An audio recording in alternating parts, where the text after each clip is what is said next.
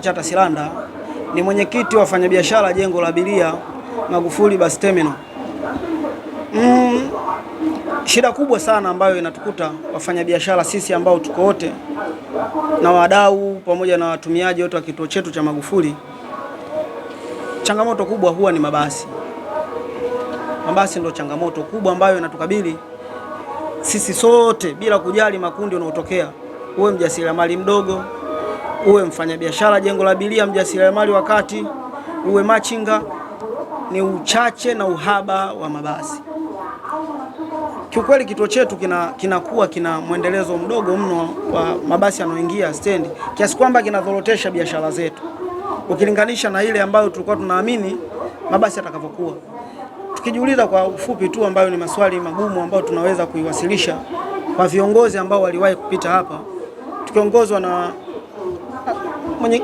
mkuu wetu wa mkoa wa zamani Bwana Amos Makala. Alikuja akatuahidi, akatuambia bwana, swala hili la mabasi kupaki kituo kingine nje na stendi haiwezekani na ninakwenda kulishughulikia. Na alituambia, naombeni muda mchache sana, hata wiki sitamani kumnipe, haya mabasi yako kwenye uwezo wangu na mimi ndio mkuu wa mkoa, nitaelekeza yote yaje stendi kuu ya mabasi. Kinyume chake, baada ya kutuahidi hakuonekana tena.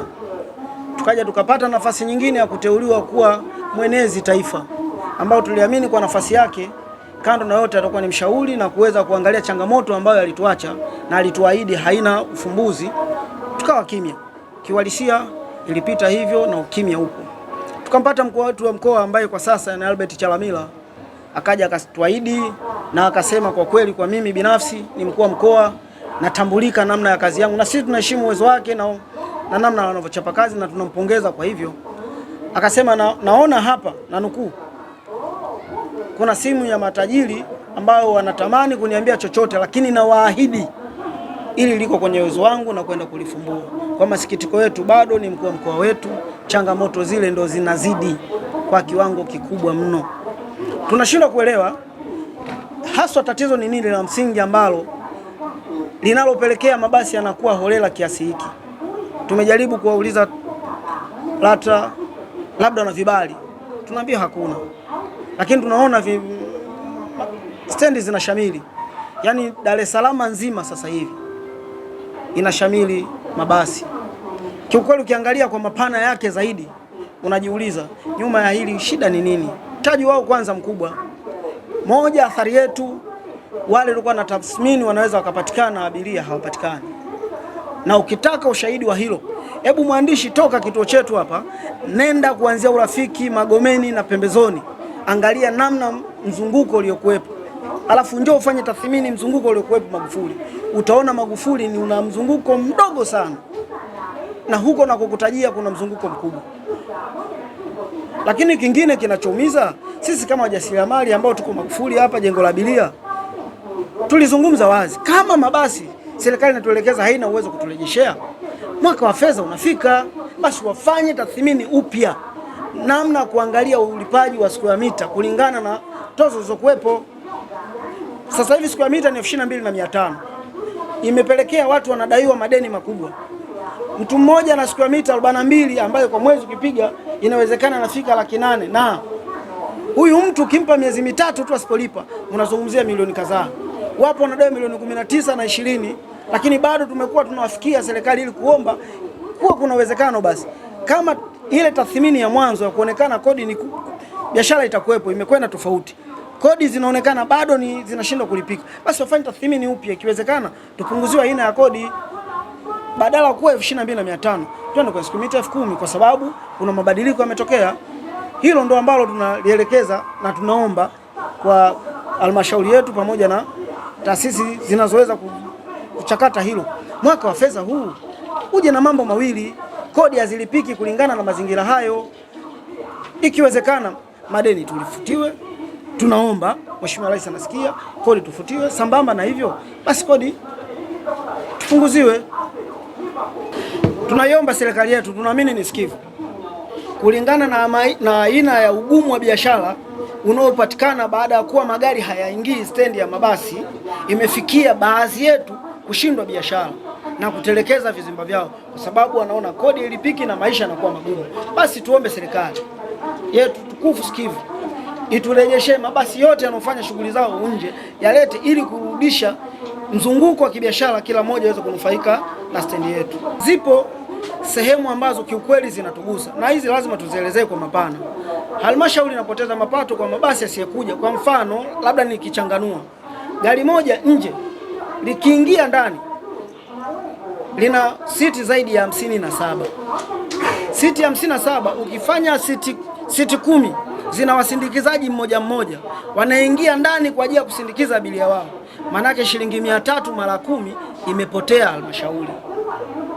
Katika watu wengine 10 katika siti 57 wana watu wasindikizaji wa gari, wana gari ndogo kwa sindikiza wapendwa wao. Maana yake una gari ndogo 10 zingine ambazo zingeingia ndani na zingelipa ushuru 500.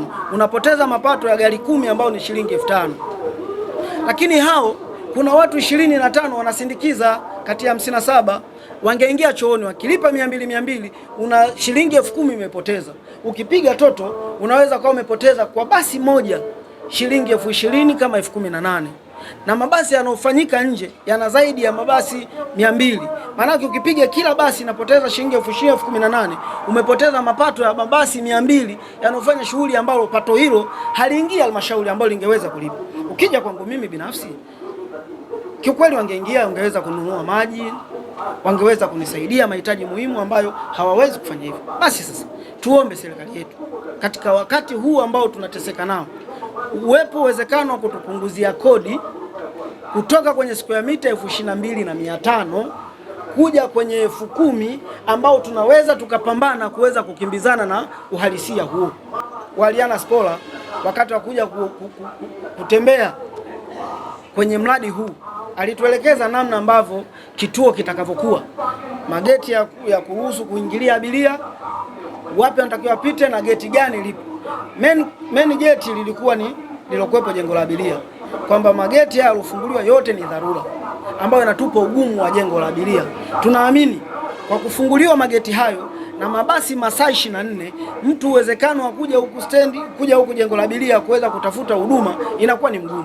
Hivyo tuombe sasa halmashauri turudi kwenye jambo letu la msingi la kufungua geti rasmi ambalo lilikuwa lina maelekezo na halmashauri ya jiji wakati ule, ambayo lilikuwa lina uwezekano watu wakishaingia ndani tunaweza tukaonwa na sisi, kwa sababu sisi tuko mbali na biashara, huduma hazionekani. Lakini uwepo wa kufunga geti na kufunguliwa geti rasmi litaturahisishia wale wanaopita, wasafiri na wasindikizaji, kuona biashara zetu na huduma zetu ikawa rahisi na biashara yetu ikaanza kurudi na kuchangamka kwa ujumla. Naitwa Rebeka Bigawa, ni mfanyabiashara wa humu ndani ya jengo la abiria, na biashara yangu ndio hii kama mnavyoiona. Nauza vinywaji na kila kitu kama hapa mnavyoona. Changamoto yetu kubwa humu ndani kwenye hii stendi ya Magufuli ni mabasi. Ni mabasi kwa kweli, tunamwomba mama. Kwanza mama tunahangaika. Yaani humu ndani nisiwafiche, kuanzia humu jengo la abiria mpaka huko nje biashara ni mbaya. Yaani kwa kifupi stendi nzima biashara ni mbaya. Imefikia hatua mabasi hapo nje nisikufiche ni ya kuhesabu. Yale mabasi yamesababisha upungufu wa abiria umekuwa ni mkubwa. Humu ndani wakati stendi inaanza abiria walikuwa ni wengi sana wanalala. Ilikuwa inafikia hatua mpaka mtu unakosa hata njia ya kupita kwamba upite wapi. Lakini sasa hivi nafikiri tuliopo humu ndani ni wafanya biashara wenyewe kwa wenyewe. Kuna maafisa usafirishaji ndio wanashinda humu kwenye viti. Kuna sisi wenyewe kwa wenyewe ndio tunashinda hapa. Yaani tuseme biashara tunaungishana wenyewe kwa wenyewe, tofauti na mwanzo tulivyotarajia kwamba abiria watafika humu ndani jengo la abiria watatungisha bidhaa zetu. Kwa hiyo tunaomba kwanza, kilio chetu kikubwa kwa mama na kwa sekta tofauti ziweze kutusaidia. Cha kwanza ni mabasi kurudi. Kilio chetu kikubwa ni mabasi. Mabasi yaweze kurudi, stendi bubu zimekuwa ni nyingi. Zinafikia hatua kama watu wanatoka huko nchi tofauti mikoani, wanafika huku, wanafika kwenye vituo bubu huko, ni rahisi hata kusafirisha madawa ya kulevya, kusafirisha vitu haramu ni rahisi. Tofauti na hapa tuna usalama ambao unaweza kukagua kila kitu. Kingine kwa upande wa jengo sisi la abiria. Upande sisi wa jengo la abiria wateja wamekuwa wakitoka nje moja kwa moja wanapitiliza kwenye magari. Wateja hao ndio abiria wanaosafiri, na mtu unakuta anaweza kasafiri hata mara 10, lakini humu ndani jengo la abiria hajui kabisa kwamba kuna kitu kama hichi, kwamba kuna wafanyabiashara, kuna vitu vinaendelea, hajui. Anafika pale chini, anatafuta usafiri, anaondoka na kuenda. Akija anafika pale getini, anaingia, anaondoka na kuenda. Bailo ya hiki kituo tuliambiwa kwamba mlango wa kuingilia stendi utakuwa ni huku jengo la abiria.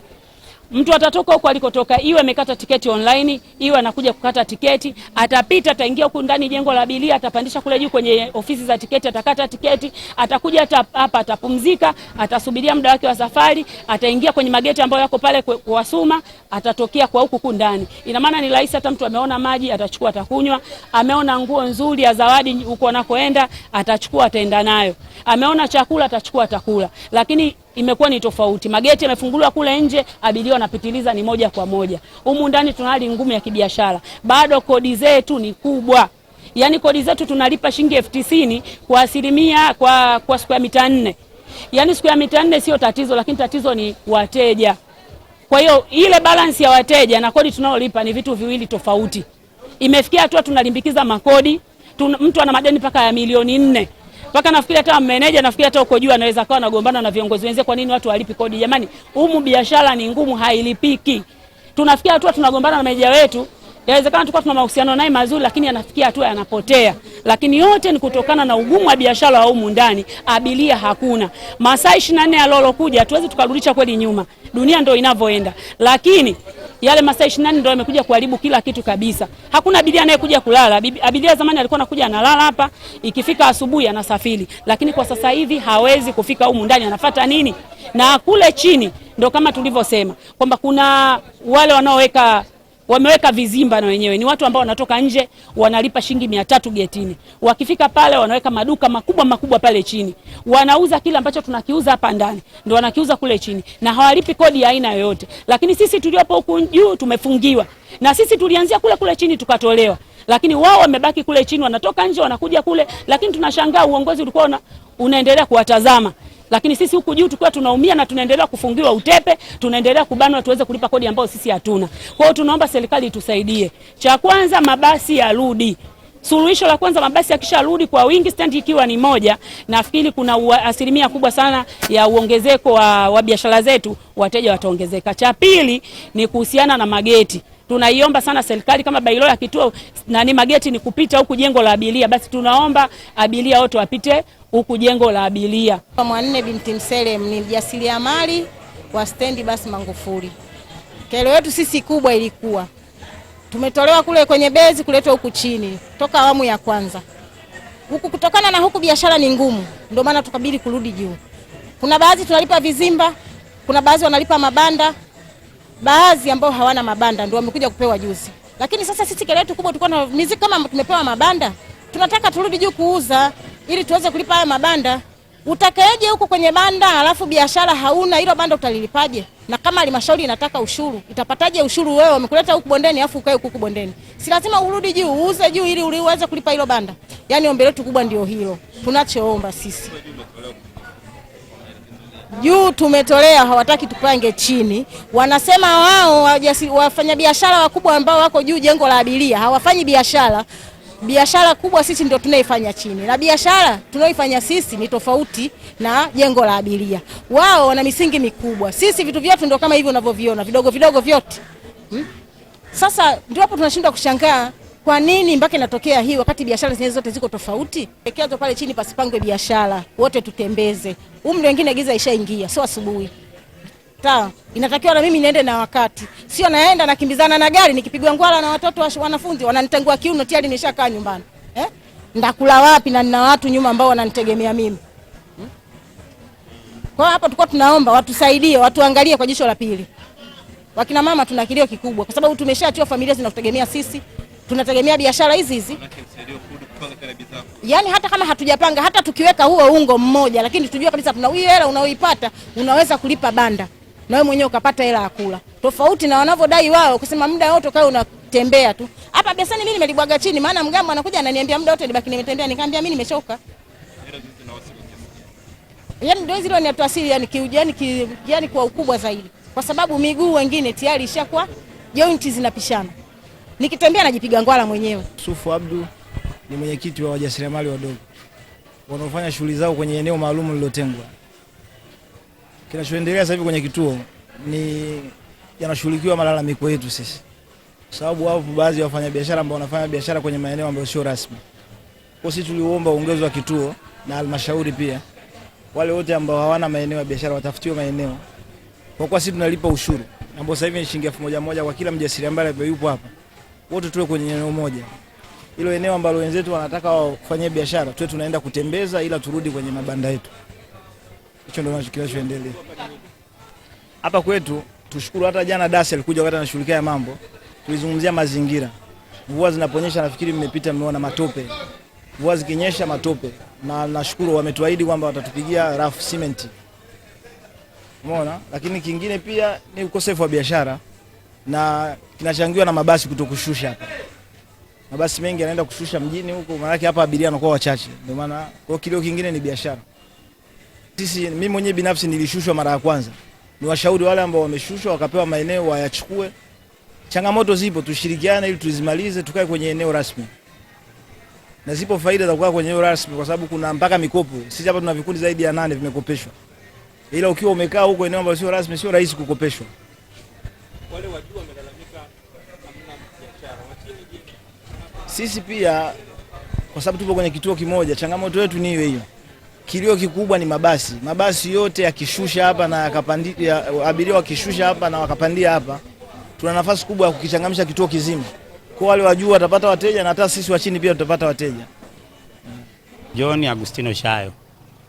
Kama ambavyo umesema ndugu mwandishi, ni maoni yangu ni yapi?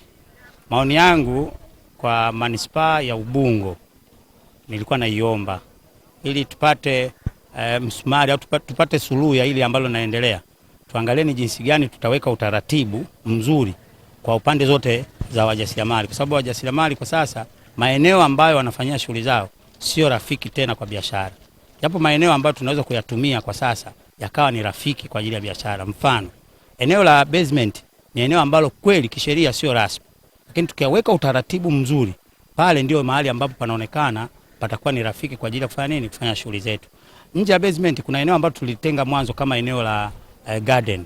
Lile eneo likitumika vizuri, hasa kwa mfumo wa biashara ambazo zilipelekwa kule jengo la abiria, inaweza likawa ni eneo zuri zaidi kwa ajili ya kufanya biashara, kwani ndio eneo ambalo abiria wanaingia na kuingia ndani ya kituo. Kwa sasa kwa ambacho kinachoendelea, mimi niungane na Mheshimiwa Mkuu wa Wilaya kwa kusema kwamba tuko tayari kwa ajili ya kupewa vibanda ambavyo viko eneo la mamalishe na babalishe, kwa maana ya kwamba sasa tutakuwa tunalipa kwa mwezi shilingi 30,000. Hii ni wazi kwamba halmashauri itakusanya mapato kupitia kwa watu ambao walikuwa hawalipi kodi. Kuna watu zaidi ya 163. Hawa walikuwa wanaingia pandano wanafanya biashara zao pasipo kulipa chochote. Lakini pia tuna kundi kubwa la wamachinga ambao wanafanya biashara zao hapa juu. Nao pia wangewekewa utaratibu. Kwa majina naitwa Isaac Jairus Kasebo, ni meneja wa kituo cha mabasi Magufuli. Ni ndiye msimamizi wa shughuli zote zinazoendelea za kituo. Tulikuwa na utaratibu na ambao tulikuwa tukisimamia upande wa kupanga wafanyabiashara wakae katika maeneo rasmi ya kituo ambayo yapo kisheria na yanatambulika. Wakati wa kutekeleza shughuli hiyo tulianza na wafanyabiashara ambao wanapanga biashara zao eneo ambalo kimsingi limetengwa kwa ajili ya kupakia na kushusha abiria, eneo la basement ambalo linapaki mabasi makubwa. Kwa wakati wa utekelezaji wa shughuli hiyo tulitoa elimu kwa maana ya kuweka matangazo na kuhamasisha kupitia PA za kituo, tukawaelekeza muda wa kutoka kwa maana waende wahudumiwe na kupangiwa vibanda vyao maeneo yaliyotengwa kwa ajili ya biashara. Tulitoa muda na muda ulikamilika, na juzi ambayo ilikuwa tarehe 5 ilikuwa ndio siku rasmi ya kutekeleza kwa maana ya kuhakikisha kila mfanyabiashara ameenda eneo lililokuwa rasmi. Utekelezaji huo ulikamilika na umefanyika kwa 100%, umekaa sawa, na kila mfanyabiashara ambaye alikuwa akifanya biashara eneo la chini kwa maana ya basement amepatiwa kibanda chake, na wale ambao walikuwa wapo wamesafiri watafika, tutawapatia maeneo ambayo ni rasmi yaliyotengwa na kituo kwa ajili ya biashara. Lakini pia Eneo tulilowapanga lilikuwa na changamoto ambazo ni ndogo tu, hasa kipindi hichi cha mvua lilikuwa lina changamoto ya leakage ya maji, ambapo uongozi wa halmashauri na uongozi wa ofisi ya mkuu wa wilaya wamefika, wameahidi kutatua changamoto hiyo kwa maana ya kusawazisha mifereji na kutoa direction ya maji na kuhakikisha miundombinu ya kituo kwa ujumla inakaa sawa na maeneo waliotengewa wafanyabiashara. Taratibu iliyokuwepo na vitu vilivyokuwa vikifanyika vilikuwa ni hivyo. Lakini pia walikuwepo wafanyabiashara wa jengo la abiria ambao walifika na wao wakawa wameraise hoja zao ambazo zinaelezea kuhusu kwamba wanakutana na changamoto ya maji, kwamba maji ya kituo cha mabasi Magufuli yana chumvi. Ni kweli maji yanayotumika kituo cha mabasi Magufuli ni maji ya kisima cha Dawasco, visima vya chini ambavyo tumechimba. Na tumechukua hatua hizo, serikali imechukua hatua ya kuchimba visima baada ya kuona tuna upungufu wa maji upande wa Dawasa. Maana kuna muda ambao tunakosa maji ambayo inapelekea kituo kukosa maji au kununua nje. Ambao tumekuwa tukitumia gharama kununua sana maji yanayoweza kutumika kwenye kituo. Kwa ili kutatua changamoto na changamoto hiyo isijirudie, halmashauri ilichukua hatua ya kuchimba visima ambavyo visima hivyo vitakuwa vikihudumia pindi maji ya Dawasco yanapokuwa hayapo. Na toka tuchimbe visima hivyo kituo kinajitosheleza maji na sasa hivi tuna changamoto ya maji. Lakini maji hayo kabla hajatumika waga yanapitia maabara kwa ajili ya kuhakiki kama maji hayo yanafaa kwa matumizi ya binadamu. Na maji hayo yamehakikiwa hayana shida yoyote, ni salama kwa ajili ya matumizi ya binadamu. Changamoto tu wanaoelezea ni changamoto ya chumvi, lakini changamoto ya ukosefu wa maji vyooni kituo cha mabasi Magufuli sasa hivi haipo, ni salama, karibuni kwa ajili ya matumizi. Lakini imekuwepo changamoto pia ya watumiaji ya watu wenye biashara, wafanya biashara ambao wana biashara mbasa wanatumia friji na wanauza vinywaji, wakilalamikia kuhusu mita za umeme kuwa na matumizi makubwa. Ni changamoto ambayo tushaiangalia na kutafuta wataalamu wa kuangalia mifumo. Tulichogundua kwanza, hamna upotevu wa umeme, kwamba mtumiaji wa umeme ana matumizi makubwa ambayo hayaendani na uhalisia wake. Lakini kilichopo kwamba sisi hapa kituo chetu tuna matumizi ya umeme mkubwa, ambapo changamoto hiyo baada ya kuiona ni kweli wapo wafanyabiashara ambao makato yao yanakuwa makubwa, tulishaiwasilisha kwa mkurugenzi na wataalamu watafika kwa ajili ya kupata wafumbuzi ni namna gani tunaweza tukaweka unafuu, baada ya kukaa na kujadiliana na baadhi ya wawakilishi wa wafanyabiashara ambao walielezea hiyo changamoto. Na kuna baadhi ya wafanyabiashara wajasiriamali kutoka juu na chini wanalalamika suala la mabasi kupungua stendi ya Magufuli, tofauti na mwanzo kwa sasa yamepungua, hivyo yanapelekea mzunguko wa pesa kwa mdogo. Wewe hilo unazungumzia? Ni kweli changamoto hiyo ipo na ni changamoto ambayo serikali imekuwa kila siku ikihakikisha inalifanyia kazi, kwa maana ya kuhakikisha wamiliki wote wa mabasi waliopewa leseni ya kusafirisha ambao leseni zao zinasoma waanzie Magufuli zinaanzia Magufuli, kwa sababu kukosekana kwa mabasi kwa 100% kunaathiri cycle na mzunguko wa biashara kwenye kituo. Kwa maana hiyo serikali imeshalipokea na inalifanyia kazi kwa karibu sana kuhakikisha mabasi yote yanaingia kituo na yanaanzia kituo. Lakini mabasi pia ambayo hayaingii kituo cha mabasi Magufuli ni mabasi ya kanda ya kaskazini ambayo kimsingi sio mengi kwa uwiano wa kituo, na yapo mengine machache. Tuna capacity ya mabasi 200 kwa siku ambayo yanaingia kituo, lakini pia yapo mabasi kwa namba ambayo yanaweza kufika 100 pia ambayo yanapita hayaingii kituo. Rai kwa serikali na rai kwa kituo, kwa uongozi wa kituo ni mabasi yote yaanzie hapa kama leseni inavyoelezea, yaanzie hapa kituo ili yatoe huduma inayotakiwa kulingana na utaratibu wa kituo na sheria za usafirishaji. Unadhani ugumu uko wapi kwenye hilo? Hamna ugumu, kama nilivyokuambia kwamba serikali ipo kwenye utekelezaji. Once itakapomaliza kutatua changamoto, mabasi yatafuata utaratibu na taratibu zitakuwa complied kulingana na utaratibu ule. Hili ni kituo kinachoendeleshwa kisasa zaidi. Yaani ni international bus terminal, ambayo ni kituo ambacho mambo yake yapo kisasa na yapo kitaalamu. Ndani umezunguka umeona mazingira zaidi. Ile mambo ya kuwa na mkeka na kuraza wa abiria chini, hayo ni mambo ambayo tulishavuka sisi kwa upande wa kituo cha mabasi Magufuli. Wanamwambia tuna lounge ambazo ni quality ya juu ajili ya abiria kukaa na kusubiri, mpaka TV zipo. Lakini pia tuna hoteli kwa yule abiria ambaye mimi sihitaji kukaa, nahitaji kulala masaa yangu mawili nisubirie gari yangu, nifanyeje? ni safi. Hizo huduma zote zipo ndani ya kituo cha mabasi Magufuli. Lakini sio hivyo tu, tuna maduka ambayo huduma zote utapata. Lakini tuna migahawa ambayo ni ya viwango vya juu kabisa. Kama mlivyoona jengo la abiria umepita, abiria atakaa, atapata huduma zote.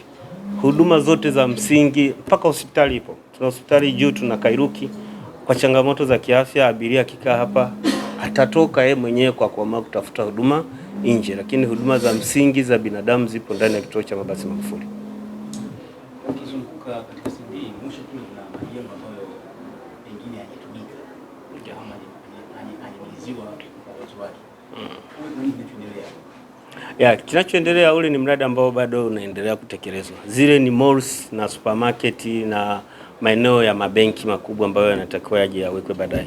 Kwa bado ni eneo ambalo liko chini ya mkandarasi, ambapo taratibu wa ujenzi ushaanza kwa maana ya kumlipa mkandarasi arudi site na endelee na kazi. Kwa once tutakapokuwa imekamilika, shughuli zitaanza na kule kutaanza kufanya kazi. Na pengine lini anatarajia kwenye site? Muda si mrefu kwa sababu malipo yashafanyika, utaratibu wa malipo ushafanyika. Kwa hiyo tunasubiria aanze kuripoti. Muda si mrefu kuanzia sasa. Turudishe nyuma kidogo, mimi nataka nifahamu waambie Sauma awamu wa Tanzania kuhusiana na namna ambavyo moja ya mvua wakinyesha kulikuwa na changamoto kwa Tanzania. Sasa changamoto hii ipoje na mpango wenu ni kipindi cha mvua kama ilivyo kawaida na kama ilivyo maeneo mengine ya Tanzania, kwamba mvua inapokuwa imenyesha na ikawa kubwa, kuna baadhi ya miundombinu itaathirika. Na sisi kituo chetu tuna timu ambayo iko special kwa ajili ya kukagua na kuhakiki miundombinu ambayo ina changamoto.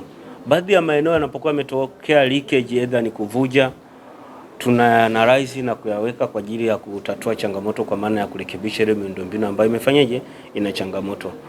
Kwa abiria, kwa wawekezaji, wafanyabiashara ambao wanakusudia kuja kufanya biashara kituo cha mabasi Magufuli, wakaribie. Eneo la kituo cha mabasi Magufuli ni salama na ni rafiki kwa ajili ya biashara. Ili ulieleza hapa vizuri sana kwamba kuna mpango ambao umeweka kwamba maeneo ambayo yamekuwa na changamoto ya mvua ile kinyesha kuna changamoto ya kutana nataka iweke vizuri. Maeneo ambayo yanavuja, ambayo yanakuwa na changamoto ya kutoa maji, huwa tuna utaratibu kwanza wa kuyatambua, na tukishayatambua injinia anatoa ripoti kwa mkurugenzi. Baadaye kama ni eneo linahitaji ukarabati wa hela kubwa, tunamwomba mzabuni, ambapo mzabuni anatafutwa kwa njia ambayo ni rafiki na wazi kwa ajili ya kuja kutengeneza. Lakini maeneo ambayo yanapata ni changamoto ni kidogo, tunatumia pet cash ya kituo kwa ajili ya kutatua changamoto immediate. Kwa sasa wewe ikinyesha, kwa sasa maeneo ambayo yana changamoto ya kuvuja ambayo ni makubwa, tayari tupo kwenye hatua ya mwisho ya malipo kwa ajili ya kuja kufanya kazi na kutatua changamoto. Na ni maeneo kidogo. Ni eneo ambalo litachukua kama wiki moja mbili, siku 7 tutakuwa tumetatua changamoto hiyo. Na ulisema kwenye takwimu za maji sasa tunatumia zangapi? Kituo kama nilivyokuelezea, tuna matenki yenye ujazo wa lita 450. Lakini tunatumia matumizi ya kituo tunatumia 350. Na kwa siku kituo kama ni kipindi hasa kipindi cha high season, tunaweza tukatumia lita 300 mpaka 320 kwa maana ya utumiaji wa vyoo. Tuna idadi ya vyoo 22, tunazo urino 140, tuna vyoo vya wanawake 120. Kuna maeneo vyote hivyo vinatumika na vinatumia maji. Kwa matumizi unaweza kuona ni kwa kiasi gani ni makubwa. So na tumeweka maji ambayo ni special na ya akiba kwa ajili ya fire. Changamoto za kituo zilizopo haziwezi kupelekea kwamba changamoto kwamba Magufuli inaenda kufa. Inawezekana aliongea hivyo ni mtazamo wake, ambapo sio mtazamo sahihi. Hayo yalikuwa ni maoni yake. Kituo kinaendelea kufanya kazi vizuri, na kama ulivyoona jengo hili lina frame za biashara. Hakuna frame ambayo iko wazi ambayo haina mpangaji, na wote wanaendelea kufanya biashara. Lakini jengo la abiria ambao umepita la Vizimba, tuna wapangaji 175 ambao wako pale na wanafanya biashara. Ukishuka kule chini wajasiriamali, wapo wajasiriamali 422 ambao wapo na wanafanya shughuli zao. Hao ni watu wote ambao wanategemea kipato wakija Magufuli. Hizo ni takwimu chache tu ambazo ni za wale watu ambao wamewekeza na mikataba na halmashauri. lakini pia tuna wale watu ambao wanakaa kwa kuja kutegemea, kwa maana ya kusubiria abiria na kuhudumia kwenye mabasi. Wapo huduma mabasi 226. Hao wahudumu waliopo hapa wote ni ambao wanategemea kituo cha mabasi Magufuli. Kwa siku tunatoa mabasi 130 mpaka 200. Changamoto zipo, na kama nilivyoelezea, serikali na mikakati ya kuzitatua na kuzimaliza kabisa, lakini sio kwamba kituo kinaenda kufanyaje kufa. Hapana, ni kwa namna yeye alivyoona na kufikiria.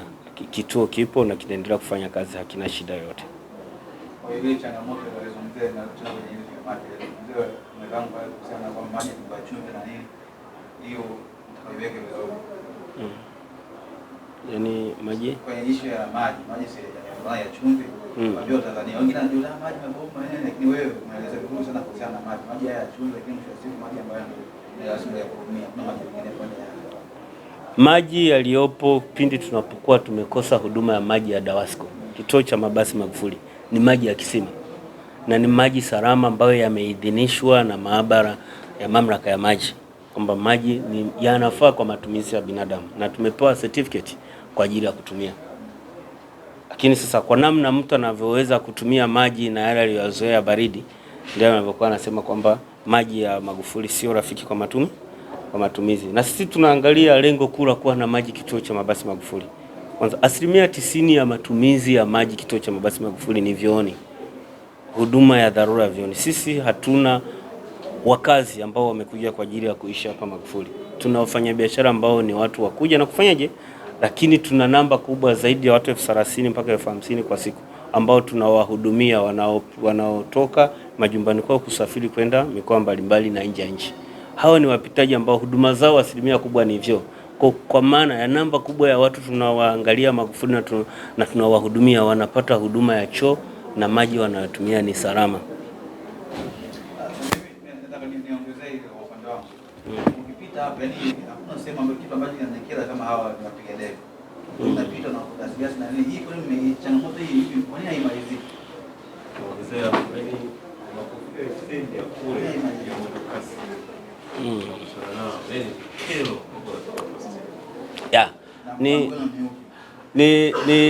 Nishukuru sana kwa kugundua changamoto nyingine ambayo kimsingi ilikuwa nje ya agenda yetu ambayo ni mama iliyotuleta hapa.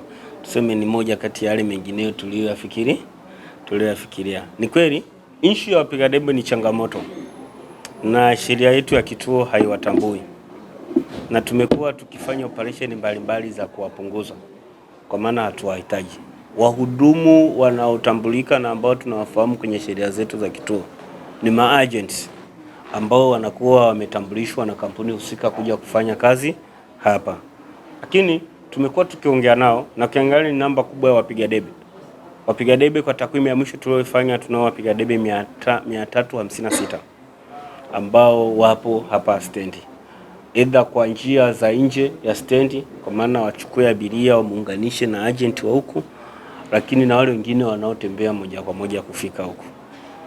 Na kwa namba hiyo lazima kama kituo tuangalie njia iliyo bora sahihi ya kuwahudumia. Kwa sababu tunajua kuna changamoto ya ajira, lakini pia kuna changamoto ya hawa vijana ambao wanahitaji kutimiza mahitaji yao. Tumeshawapa elimu kwa maana sisi hatuwahitaji, kwa maana ya operation wanazozifanya ambazo sio rasmi bila kutambulika na kampuni. Na tulioelezea tulishaka vikao na viongozi wa wamiliki wa mabasi kwa ajili ya kama una mtu anayekufanyia kazi kwa niaba ya kampuni yako tumtambue, lakini pia tumpe utaratibu ambao ni rafiki, ikiwezekana awe na kitambulisho kwa ajili ya kuhudumu. Kwa ni mchakato ambao wamiliki wa mabasi walikubali na wakasema wataenda kukaa na wamiliki wenzao wa mabasi, kwa sababu tuliokutana nao ni viongozi. Afu baadaye watatupa mrejesho na tutakuwa na mfumo mzuri wa kuwatambua wapiga debe kwenye kituo ambapo kila mpiga debe atatakiwa kama hajatambuliwa na kampuni basi atafute kazi nyingine ya kufanya ambayo ni rasmi ambayo itamuingizia kipato. Lakini kama ametambuliwa na kampuni awe na kitambulisho na wawe na mipaka ya kufanya nini kazi, sababu ndicho tulichokikusudia na ndio tunataka. Na mipaka iko ni kwa maana ndani tu au ya kituo kama kituo cha usafirishaji na sheria za kituo zinavyoelezea kina mipaka yake, kwa maana kina mwisho ambao kina operate. Kwa maana ukikaa hapo nje utaona hilo eneo la mbele. Tuna eneo ambalo liko fenced na kituo. Huo ndio mpaka wa kituo. kwa maana na maeneo mengine ambayo yanazunguka huko nyuma ni nini, ni mipaka ya kituo. Tunachokifanya, hatuhitaji hawa wapiga debe wawe wanakaa kule nje wanamdisturb mtu ambaye anakuja kupata huduma. Atakapokuwa ameingia kituo na kutane na mfanyakazi wa stendi ambaye ana kitambulisho, kwa hata kitokea changamoto, aidha kaibiwa, kuna changamoto imetoka, ajue amehudumiwa na mtu wa kampuni fulani mwenye kitambulisho namba fulani. Kama ulivyoingia mlivyoona wafanyakazi wanaotoa huduma ya kusukuma toroli, wanaosukuma mizigo, kila mtu ana sare yake na ana namba kifuani.